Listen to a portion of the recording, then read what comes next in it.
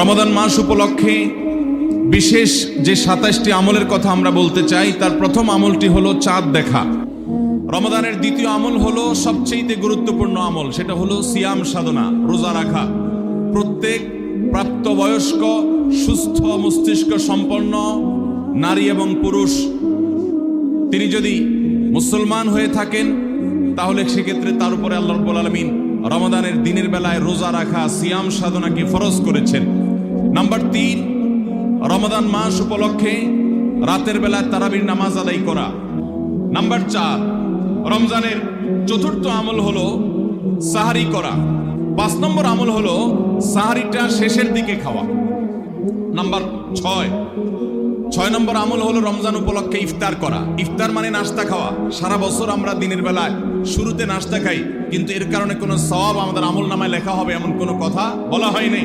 কিন্তু রমজান মাসের সন্ধ্যা যখন আপনি ইফতার খাবেন, এই ইফতার খাওয়ার মাধ্যমে আপনি একটা সুন্নাহর উপর আমল করলেন, এটার কারণে আপনার আমল নামাতে একটা সওয়াব লেখা হবে। সওয়াবের আশা যদি আপনার থাকে, ইফতারের নিয়ত যদি আপনার থাকে, তাহলে এর মাধ্যমে আপনি সওয়াব লাভ করবেন।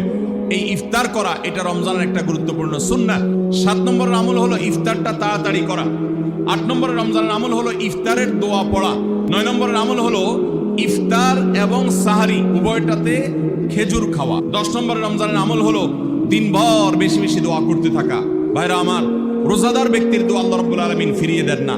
রোজাদার ব্যক্তি দিনভর আল্লাহর কাছে দোয়া করতে থাকলে সে দোয়া কবুল হয়। ১১ নম্বর রমজানের বিশেষ আমল হলো সকল প্রকার পাপাচার বর্জন করা। কারণ রমজানের রোজার উদ্দেশ্যই হলো আমরা যেন পাপাচার বর্জন করতে পারি। ১২ নম্বর আমল হলো পাপাচারের মধ্যে আবার বিশেষ করে মিথ্যা কথা, মিথ্যা কাজ, প্রতারণা ২ নম্বরই, এগুলো পরিহার করে চলা। এগুলো অন্য সময় তো পরিহার করতেই হবে, রমজানে আরো বিশেষ গুরুত্বের সাথে পরিহার করতে হবে। ১৩ নম্বর আমল হলো স্পেশালি ঝগড়াঝাটি থেকে বিরত থাকা। ১৪ নম্বর বিশেষ আমল হলো সাধারণ যত আমল আছে, সাধারণ যত ভালো কাজ আছে, সেই ভালো কাজগুলো এই মাসে সবচেয়ে বেশি গুরুত্বের সাথে করা। ১৫ নম্বর আমল হলো খুব গুরুত্বের সাথে ইস্তেগফার করা, আল্লাহর কাছে গুনাহ মাফ চাওয়া। কারণ আপনারা জানেন রমজান মাস এসেছে আমাদের গুনাহগুলোকে মাফ করাবার জন্য। ১৬ নম্বর রমজানের বিশেষ আমল হলো রোজাদারকে ইফতার করানো। নবী করিম সাল্লাল্লাহু আলাইহি সাল্লাম বলেছেন, মান ফাত্তারা সাইমান ফালাহু মিথলু আজরিহি মিন গায়রি আন ইউনকাসা মিন আজরিহি শাইআ। যদি কেউ কোনো রোজাদারকে ইফতার করায়, আল্লাহ রাব্বুল আলামিন ওই রোজাদারের রোজার কারণে তিনি যে সওয়াব পেয়েছেন তারটা তিনি পাবেন। অতিরিক্ত বোনাস হিসেবে যেই লোকটা ইফতার করালো রোজাদারকে, আল্লাহ তাআলা তাকে সমপরিমাণ সওয়াব দান করবেন। ১৭ নম্বর রমজানের স্পেশাল আমল হলো যে রমজানের বিশেষ গুরুত্বের সাথে কোরআন তেলাওয়াত করা। কারণ রমজান মাসের পরিচয় দিতে গিয়ে আল্লাহ তাআলা কোরআনে বলেছেন, শাহরু রমাদান আল্লাযী উনজিলা ফীহিল কুরআন।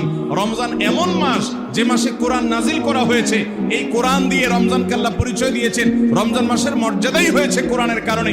এই জন্য কোরআনের সাথে রমজানে বেশি সময় কাটাতে হবে। কোরআনের হালাকা করবেন, কোরআনের মজলিস করবেন, কোরআন শিক্ষার আসর করবেন। ইমাম সাহেব, মুয়াজ্জিন সাহেবকে দিয়ে প্রতিটা মসজিদে মসজিদে মুসল্লিরা কোরআন শুদ্ধ করবেন, বিশুদ্ধ করে তেলাওয়াত করবেন। কোরআন প্রতিদিন একটু একটু করে তেলাওয়াত করবেন। সম্ভব হলে গোটা রমজানে কমপক্ষে একটা বার কোরআন পড়ে শেষ করবেন।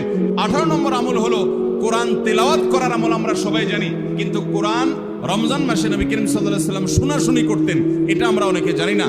জিবরিল আলাইহিস সালামের সাথে নবী করিম সাল্লাল্লাহু আলাইহি সাল্লাম কোরআন শোনাশুনি করতেন। তিনি জিবরিলকে শোনাতেন, জিবরিল তাকে শোনাতেন। এই জন্য রমজান মাসে আপনি কোরআন তেলাওয়াত করে আপনার স্ত্রীকে শোনান, স্ত্রী তেলাওয়াত করবে, আপনি শুনেন, আপনি অন্য কারোর সাথে এভাবে শোনাশুনি করেন। এইটাও রমজান মাসের বিশেষ গুরুত্বপূর্ণ। ১৯ নম্বর আমল হলো সাদাকা করা, দান করা। ২০ নম্বর আমল হলো সাহরি খেতে আমরা যখন উঠি তখন একটু তাহাজ্জুদের নামাজ পড়া। ২১ নম্বর আমল হলো আল্লাহ যাদেরকে সামর্থ্য দিয়েছেন তারা উমরা করবেন। ২২ নম্বর আমল হলো রমজানে দিনের বেলা রোজা রেখে বেশি বেশি মিসওয়াক করবেন। ২৩ নম্বর আমল হলো রমজানের শেষ 10টা দিন ইতিকাফে বসে যাওয়া। যাদের তৌফিক আছে মসজিদে ইতিকাফে বসে যাবেন। ২৪ নম্বর আমল হলো রমজানের শেষ দশকে বেশি বেশি ইবাদত করার চেষ্টা করা। ২৫ নম্বর আমল হলো লাইলাতুল কদর তালাশ করা। ২৬ নম্বর আমল হলো লাইলাতুল কদরের দোয়া পড়া। লাইলাতুল কদর যদি আমরা পেয়ে যাই, মনে হয় যে এটা লাইলাতুল কদর হতে পারে, তাহলে একটা বিশেষ দোয়া পড়া। দোয়াটা হলো আল্লাহুম্মা ইন্নাকা আফুউন তুহিব্বুল আফওয়া ফাআফু আন্নি। ২৭ নম্বর এবং সর্বশেষ আমল হলো রমজানের শেষে ঈদের চাঁদ দেখা যাওয়ার পর অথবা ঈদের চাঁদ দেখা যাওয়ার একদিন আগেও করা যায় ফিতরা আদায় করা, গরিবদের বাসায় খাদ্য পৌঁছে দেওয়া।